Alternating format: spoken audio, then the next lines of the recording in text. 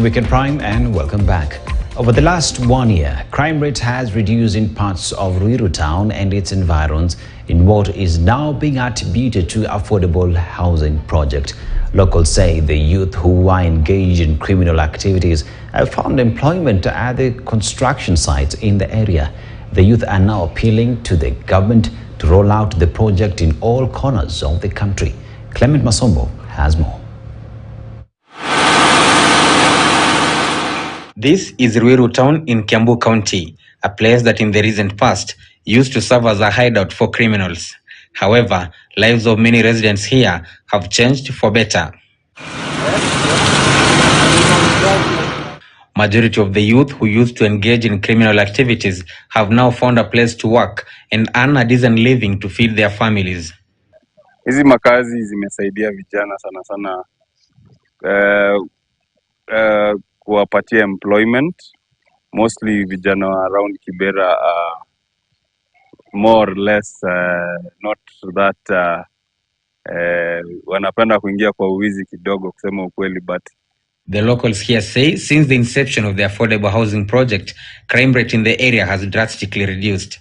Josephine Nasaka is one of the beneficiaries of the projects. She is an electrical engineer. Utapata saizi vijana wengi saizi kwa hii site, wale wakazi wa mikono kushikilia tu mkono walikuwa wenye wanatumia drugs, lakini saizi ana time whereby hapa kwa site anajituma. Ndio at least pay apate yako kadogo aajiriwe, ako kama fundi apate kwa pesa kafundi yako. The Kenya Kwanza administration through the National Housing Corporation seeks to build at least 500,000 housing units by 2027.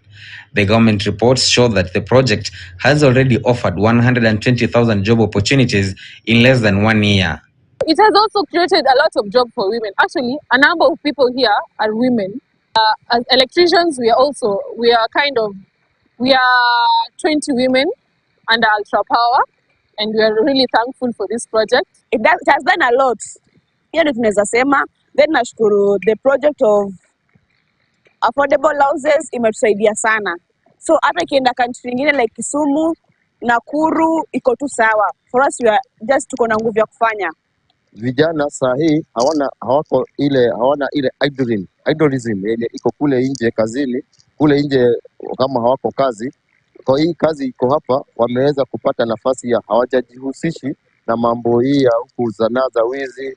Clement Masombo, KTN News. Thank you, Clement Masombo, for that report. But now let's go to the week that was. That is the week in review as we